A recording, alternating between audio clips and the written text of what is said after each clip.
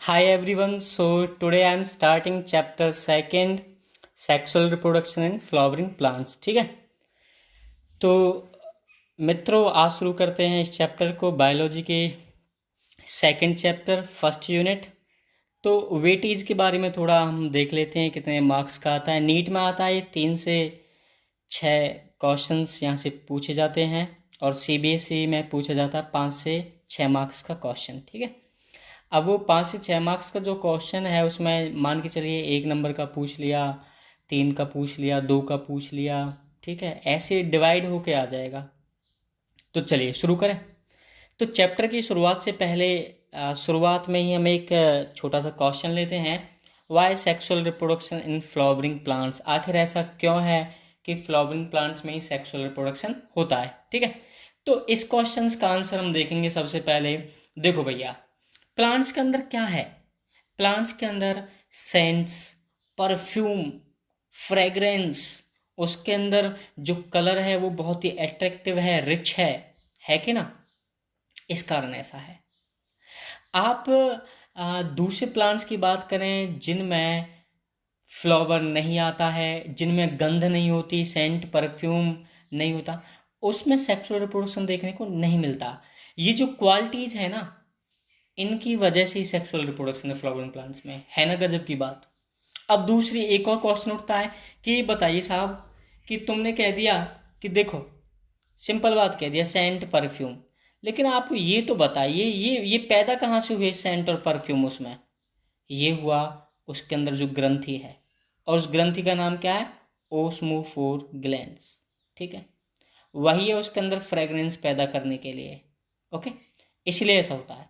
अब एक और बात समझ में आती है और वो लास्ट में आपको दिख रही है कि वो एड है, aid for sexual reproduction. Aid का मतलब तो हेल्प करना, वो हेल्प, ये क्वालिटीज है फ्लावर्स के अंदर जो उसकी हेल्प करता है। ओके, अब फ्लावर क्यों जरूरी है? आपने देखा कि जब हम रिलीजियस सेरेमनीज की बात करें, हम लोग लव, हेट, अफेक्शन, है ना, आप किसी का हमें स्वागत करना हो तो फूलों का विशेष महत्व है ना। तो एनसीईआरटी बड़ा खूबसूरत बात कहती है, और वो बात आप देखिएगा। ये देखो, flowers have aesthetic value, ornamental value, social cultural value and religious value. ठीक है, तो फ्लावर प्रकृति ने बड़ा ही गजब का चीज उसको प्रदान किया है। जहाँ फ्लावर होता है हम बिल्कुल स्ट्रेस फ्री हो जाते हैं, क्योंकि बड़ी अद्भुत कृति है वो इस प्रकृति की। ठीक, अब एक शब्द आता है एंथोलॉजी। एंथोलॉजी का मतलब होता है स्टडी ऑफ फ्लावर्स, जिसमें हम केवल स्टडी करें फ्लावर्स का। अब फ्लावर है क्या? आपने जान लिया कि सेक्सुअल रिप्रोडक्शन क्यों होता है उनमें, लेकिन आप जानते हैं वो है क्या? आपने कह दिया हाइडली कंडेंस्ड। आपने देखा हो फ्लावर तो कंडेंस रहता है ना, चिपका सा रहता है ना एक दूसरे की पंखुड़ियाँ। ओके, दूसरा एंड मॉडिफाइड सूट। देखो, प्लांट के दो हिस्से, रूट एंड सूट। रूट नीचे की तरफ जाता है और सूट ऊपर की तरफ जाता है। तो ये मॉडिफाइड सूट है। क्या फ्लावर के आगे और कुछ लगा होता है? आप फ्लावर को देखिए, आप प्लांट को देखिए, उसमें फ्लावर देखिए, क्या फ्लावर के ऊपर भी कुछ दिखता है आपको? कुछ नहीं दिखता। जाने कि वो हर चीज की ग्रोथ रोक देता है ना, और सूट को क्या कर देता? मॉडिफाइड कर देता है। ठीक है भाइयों, आगे कुछ नहीं होने देता, अपना अपना वजूद होने का है। अगली एक बात आती है हैविंग नोड्स एंड इंटरनोड्स। तो अब क्या जानते हैं नोड्स और इंटरनोड्स क्या हैं? नोड्स आप पढ़े कि नोड्स क्या होता है। देखो, नोड्स वो जगह है जहां से पत्तियां निकलती हैं, लीफ निकलती हैं। ठीक है, अब आप अगर फ्लावरिंग प्लांट्स को देखेंगे तो आप जब इस पे गौर करेंगे फ्लावरिंग प्लांट्स पे, तो आपको बहुत सारी नोड देखने को मिलेंगी। थैलेमस, ठीक है, पेडिसल, पेडिसल के नीचे एक नोड ऊपर। ठीक है, तो ये सारी क्या दिखाती हैं कि इसमें नोड और इंटरनेट होते हैं। ठीक है, थैलेमस वहीं से देखो नोड होती है, उसी से सेपल, ऊपर से फिर पेटल, फिर एंडोसियम, फिर गाइनोसियम निकलता है। ओके, तो चलिए अब फ्लावर के एक डायग्राम की तरफ हम थोड़ा सा रुख करेंगे। तो देखिए ये है इसका डायग्राम। ठीक है, देखिए डायग्राम देखिए, नीचे आपको एक एक सीधा सा जो स्ट्रक्चर दिख रहा है ये स्ट्रक्चर, दिस इज पेडिसेल और स्टॉक, ठीक है। उसके ऊपर क्या, थैलेमस, थैलेमस का दूसरा नाम रिसेप्टेकल। रिसेप्टेकल का मतलब होता है जो ग्रहण करे, चीज़ों को जो अपने ऊपर रखे, ठीक है, वो है रिसेप्टेकल। अब रिसेप्टेकल की साइड में देखना सेपल, सेपल का ही दूसरा नाम कैलिक्स। देखो कैलिक्स बना होता है यूनिट से और वो यूनिट्स होती हैं सेपल्स, ठीक है। सेपल के अंदर जाइए, पेटल किसका मेंबर है, किसकी यूनिट है, कोरोला की, कोरोला से पेटल, कैलिक्स से सेपल, ठीक है। अब और अंदर जाइए, और अंदर जाइए तो आपको क्या दिखेगा, आपको स्टेमन दिखेगा, उसी का दूसरा नाम है एंड्रोशियम। उसके दो हिस्से, एंथर और फिलामेंट। एंथर ऐसा बाइलोब्ड है ना, दो लोब दिख रहे होंगे, ये है ना, ये दो लोब दिख रहे होंगे। अब डायग्राम पे मत जाना साहब, ये आपने बड़ा सा बना दिया, छोटा सा बना दिया, कोई बात नहीं, जज्बातों को काबू में रखो, है ना। तो एंथर और नीचे फिलामेंट। एंथर बड़ी ही गजब की चीज़ है, हम डिटेल में बात करेंगे। अब और अंदर की तरफ जाइए तो आपको देखो ये सोलन सा पार्ट दिख रहा है, ऐसा सोलन सूजा हुआ सा, उभरा हुआ सा, फिर ऊपर से एक चीज़ दिख रही है ऐसी ट्यूब सी, फिर ऊपर स्टार सा दिख रहा है, दिख रहा है ना, इस स्टार को कहते हैं स्टिग्मा, ये चीज़ों को ग्रहण करती है। नीचे जो ट्यूब दिख रही है टेस्टाइल, और नीचे जो आपको सब कुछ दिख रहा है Solan part, this is ovary. और बड़ी कमाल की बात है, इस ओवरी में होता प्लेसेंटा, ये जो आपको गोल गोल दिख रहा है ना ऐसा, दिस इज प्लेसेंटा। इस प्लेसेंटा के अंदर होता है ओव्यूल, ठीक है, तो ये है ओवरी, ओके। अब इन तीनों को, स्टिग्मा स्टाइल ओवरी को, तीनों को मिलाकर हम क्या कह देते हैं, पिस्टिल और कार्पेल, इसी का नाम क्या है, एंड्रोशियम, ठीक है। जिस प्रकार एंथर फिलामेंट ये मेल पार्ट को शो करता है, स्टेमन कहते हैं, और उसका और अद्भुत बात उसमें क्या है, वो एंड्रोशियम कहलाता है, ठीक है। अब आपको एक शब्द और दिख रहा होगा, पेरियांथ, दिख रहा है। देखो पेरियांथ में अभी बात करूंगा, जहाँ पे कोरोला और कैलिक्स डिस्टिंक्ट होती है, अलग अलग होती है, हमें नहीं नजर आती हैं, उसे हम कहते हैं पेरियांथ, ओके। तो मित्रों आपने अभी ये डायग्राम जान लिया है, देखो किस प्रकार का डायग्राम है कि ना। अब हम आगे की तरफ बात करेंगे, चलो थोड़ी सी और आगे की तरफ बात कर लेते हैं, हम छोटी छोटी बातों को और जान लेते हैं ढंग से। तो अभी आप एक शब्द देख रहे हैं, फ्लावर क्या है, रिप्रोडक्टिव यूनिट है एंजियोस्पर्म के अंदर। एंजियोस्पर्म क्या होते हैं, फ्लावरिंग प्लांट।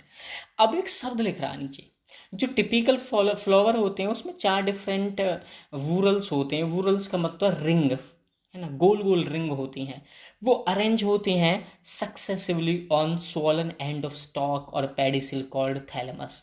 आप देख नहीं रहे हैं, थैलेमस के ऊपर ही तो अरेंज है सारा कुछ, है ना, गजब है ना, बड़ा गजब है। अब देखिए मित्रों, अब जो थैलेमस के ऊपर ये चारों चीजें हैं, कैलिक्स और कोरोला, इनको कहते हैं असेसरी ऑर्गन।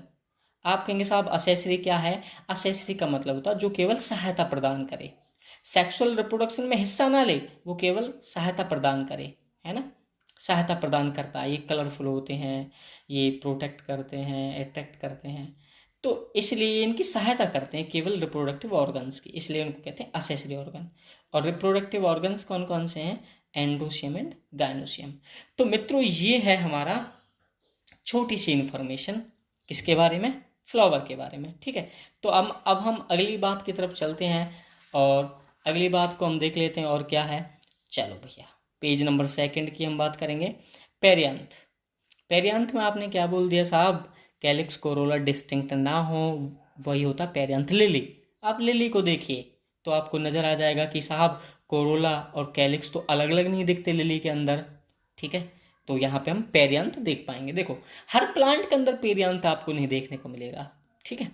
चलो अब ये बात करते हैं बाइसेक्सुअल फ्लावर, पिछले यूनिट में पढ़ चुके हैं, जब एक ही फ्लावर पे एंडोशियम गायनोशियम दोनों हो, जैसे मस्टर्ड, सनफ्लावर।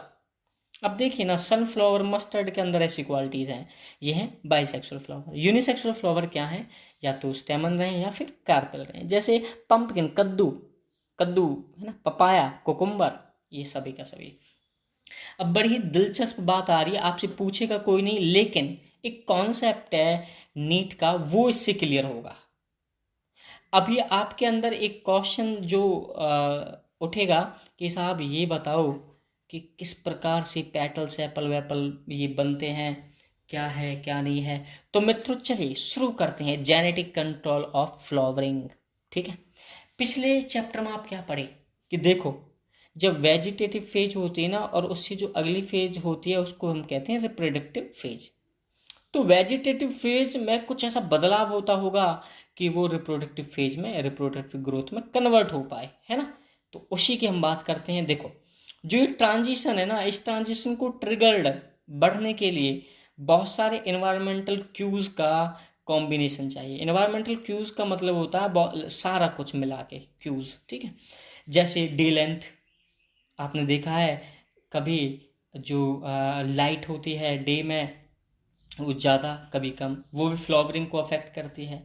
इंटरनल सिग्नल्स, उसके अंदर जो केमिकल्स हैं यानी कि हार्मोन्स हैं वो उसकी फ्लावरिंग को प्रभावित करते हैं कि नहीं करते हैं? बिल्कुल करते हैं। जब वेजिटेटिव फेज से वो रिप्रोडक्टिव फेज की तरफ कोशिश करेगा आने की, तो ये दो चीज़ें प्रभावित करेंगे एक फ्लावर को, है ना। आगे देखो, जो प्रोडक्शन है फ्लावर का वो कहाँ पे होता है? सूट पे होता है, ठीक है। तो जब सूट एपिकल मेरिस्टेम पे फ्लावर बन जाता है तो वो सूट की प्राइमरी ग्रोथ को रोक देता है। सिंपल सी बात है, फ्लावर के ऊपर आपने टहनी देखी है क्या? नहीं देखी ना। तो उसकी जो सूट की और ऊपरली ग्रोथ होनी थी वो रुक जाती है, यानी कि अल्टीमेट यही है, सूट एपिकल मेरिस्टेम पे फूल बन गया, अब आगे नहीं जा पाएगा। आप कहेंगे साहब ये कैसे हुआ? तो मित्रों सुनो, जब ये ट्रांजिशन होता है ना फ्लावरिंग की तरफ, तो जीन होते हैं जिनको हम कहते हैं मेरिस्टेम आइडेंटिटी जीन्स। और ये मेरिस्टेम आइडेंटिटी जीन्स क्या करते हैं? जब सूट एपिकल मेरिस्टेम पे फ्लावर आ जा तो सिग्नल देते हैं कि रुक जाओ भैया, अब ग्रोथ नहीं हो सकती है। ये जीन्स स्विच ऑन हो जाते हैं। जैसे आपके अंदर है, जब आप जन्म लेते हैं तो माता पिता जो भी इंफॉर्मेशन होती है जीन्स के अंदर वो रुक जाती है, जितना उसको लेना होता है वो ले लेगा, है ना। बस फिर वो रोक लेगा, है ना। आप सभी के दो हाथ पैर हैं, ऐसा ही ना, एक नाक है, दो आंखें हैं, दो कान हैं, मुंह है। तो ये सभी इंफॉर्मेशन आपको मिल गई और वहां पे मिलते ही स्विच ऑन होते ही सब इंफॉर्मेशन गायब, ठीक है। केवल वो इंफॉर्मेशन बची। ऐसा तो है नहीं आपकी चार टांगे हों, है ना, 10 हाथ हों। रावण तो है नहीं आप, है ना। आप मानव हैं, ह्यूमन बीइंग। तो आपने क्या कह दिया साहब, ये जो मेरिस्टेम आइडेंटिटी जीन्स हैं ये स्विच ऑन हो गए, बड़ा कमाल है। अब सुनना, फ्लावर ऊपर बन गया लेकिन फ्लावर के नीचे जो फ्लोरल पैटर्न है, जो आप सेपल की बात करते हो, पेटल की बात करते हो, स्टेमन की बात करते हो, आप बात करते हो कार्पेल्स की, ये कैसे बनता है? तो देखो, और जीन होते हैं भैया, वो है ऑर्गन आइडेंटिटी जीन्स। और ये करते क्या हैं? ये सबसे पहले नंबर पे सेपल, आउटर मोस्ट चीज पे सेपल को निर्माण कर देते हैं, फिर पेटल को, फिर स्टेमन को, और इनर मोस्ट क्या रहेगा? कार्पेल। अभी डायग्राम देखना तुम लोग, तो ये क्यों बने? ये इससे बने। कोई क्वेश्चन पूछे नीट वगैरह में तो बता देना, पूछा भी है, ध्यान रखना इसका ऑर्डर क्या है ना। अब आगे चलते हैं। देखो जो ये पोजिशनल इंफॉर्मेशन है ये ऑर्गन आइडेंटिटी जीन्स की वजह से है। ये जो पोजीशन है, सेपल, पेटल, स्टेमन, कार्पेल, ये इसकी वजह से है। ओके, तो यहाँ पे ये टॉपिक खत्म कि जीन्स कैसे कंट्रोल करते हैं फ्लावरिंग को। अब हम आगे बात करेंगे सिमेट्री की, ठीक है। सिमेट्री, देखो सिमेट्री जो शब्द है उसका मतलब होता है, आप अगर किसी को सेंटर में से काटो तो दो हिस्सों में वो टूक कट जाए और वो मिरर इमेज बना ले। कटने के बाद, ब्रेक डाउन होने के बाद वो मिरर इमेज बना ले, उसे कहते हैं हम सिमेट्री। तो फ्लावर में सिमेट्री देखते हैं मेरे भैया मुन्ना, ये इम्पोर्टेंट है एग्जाम के लिए, ठीक है। तो चलो आगे हम बात करते हैं इसकी, हम सिमेट्री की। तो देखो सबसे ऊपरले नंबर पे आप क्या देख रहे हैं? सबसे पहली सिमेट्री एक्टिनोमॉर्फिक सिमेट्री, इसी का दूसरा नाम है रेडियल सिमेट्री, और इसको हम रिप्रेजेंट करते हैं सर्कल के अंदर प्लस में, दिख रहा है, ठीक है।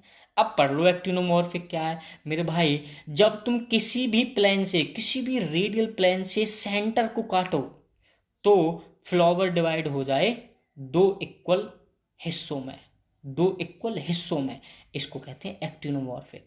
अब धतूरा देखिए, गौर करिए, जंगलों में जाइए, विचरण करिए थोड़ा सा, आप धतूरा देखिए, सच में आप ना सेंटर से जो जहाँ से फ्लावर एराइज हो रहा है थैलेमस, वो जो सेंटर है ऊपर की तरफ, आप वहाँ से काटिए किसी भी प्लेन में, हमेशा आपको ना दो दो बराबर हिस्से आपको नजर आएंगे उस फूल के, वही है एक्टिनोमॉर्फिक सिमेट्री। और ये होता है मुन्ना चिली, है ना, मिर्ची, मस्टर्ड, धतूरा। आगे हम बात करते हैं जाइगोमॉर्फिक, ठीक है, जाइगोमॉर्फिक, ठीक। तो जाइगोमॉर्फिक का दूसरा नाम हम बायलेटरल सिमेट्री भी कह देते हैं, और इसको हम डिनोट करते हैं परसेंटेज से। सुन लेना, जब कभी भी आप सेंटर से केवल एक प्लेन में, यहाँ पे आप कोई प्लेन नहीं लगा सकते, केवल एक प्लेन में आप उसे काटो तो दो हिस्सों में बढ़ जाए। सेंटर पे आपने एक प्लेन से, एक पार्टिकुलर प्लेन से उसको काटना शुरू किया तो दो एक कोलाहप में बढ़ जाए, दिस इज जाइगोमॉर्फिक, है ना, जाइगोमॉर्फिक। ये होता है पी में, गुलमोहर में। ओके, अब एक शब्द आ रहा है एसिमेट्रिक। नाम से पता चल रहा है जिसकी सिमेट्री ना हो वो क्या है, एसिमेट्रिक, यानी कि इर्रेगुलर। पौधा कैसा, अभी फ्लावर कैसा रहेगा, इर्रेगुलर। आप कहीं से काट लो, सेंटर से काटो तो आपको लगेगा ही नहीं कि वो बीच से कटा है, ठीक है। This is asymmetric, symmetry in flower. Can't, अब सुन लो, can't divided into two similar halves by any vertical plane through the centre. और ये होता कन्ना में, ठीक है, कैन्ना में हमको एसिमेट्री देखने को मिलती है, गुलमोहर में हमको जाइगोमॉर्फिक सिमेट्री दिखती है, धतूरा में हमें एक्टिनोमॉर्फिक। पूछा, ध्यान रखना। अब हम ना 11th में जानेंगे थोड़ा सा कि फ्लोरल फॉर्मूला कैसे लिखते हैं, सेंटर में ऐसा प्लस ये जाइगोमॉर्फिक का निशान और ये जाइगोमॉर्फिक का निशान और एक्टिनोमॉर्फिक का निशान कैसे कैसे आता है, इसके बारे में हम जानेंगे डिटेल में। तो ये है आपका पूरा सिमेट्री के बारे में। ध्यान रखिएगा इस चीज़ को। मैंने एक छोटा सा डायग्राम बना रखा है, ये 5 पेटल्स आपको दिख रहे हैं, 1 2 3 4 5। आप सेंटर से काटना, इसको ऐसे सेंटर से काटो, ऐसे दो एक कुल हाफ में बढ़ जाएगा ना, दो यहाँ पे चले जाएंगे, दो यहाँ पे चले जाएंगी, चीज़ें चले जाएंगी ना। आप इसको काटना, सेंटर से काटना, केवल इस प्लेन से ये जा सकती है ना। जब आप यहाँ से ऐसे काटें, आप यहाँ से काटें तो ये जो फ्लावर का ये हिस्सा, ये एसिमेट्रिक आपको जाइगोमॉर्फिक देखने को मिलेगा, है ना। तो मित्रों, आप इनको थोड़ा सा सोच सकते हैं कि अगर मैं इसको यहाँ से ऐसा बीच में से काटूँ, यहाँ से, तो ज़्यादातर चांस है कि हम इसमें एक्टिनोमॉर्फिक सिमेट्री देखने को मिले इन फ्लावर्स के अंदर, ठीक है। तो आज के लिए इतना ही। Thank you very much, have a wonderful day.